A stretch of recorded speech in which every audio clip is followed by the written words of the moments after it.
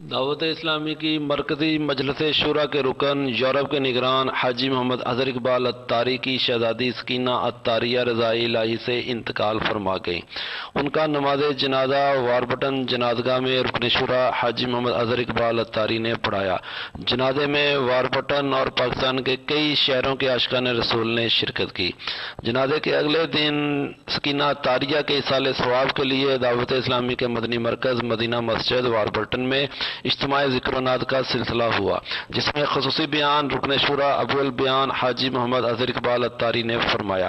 آپ نے بیان میں بیٹی کی محبت، بیٹی اللہ کی رحمت اور اچانک موت پر صبر کرنے کا درس دیا اور فرمایا کہ موت پر وویلا کرنا، بین کرنا اور بے صبری کا مظاہرہ کرنا منع ہے۔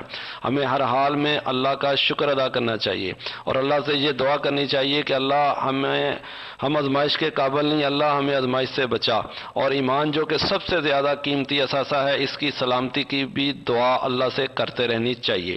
اجتماع کے آخر میں سکینہ اتاریہ کے لیے خصوصی دعا بھی کی گئی۔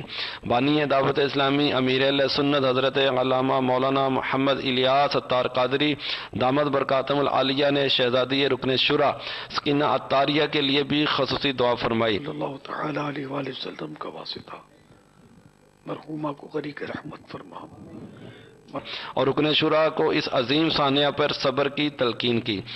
رکن شورا اور اہل خانہ کو اس عظیم سانحہ پر اجر عظیم کی بھی دعا کی گئی۔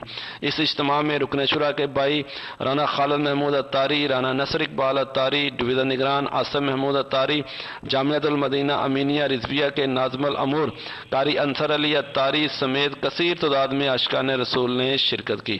کیمرہ مین اویس کے ساتھ غلام مرتضی ربانی، پاک نیوز، واربٹن۔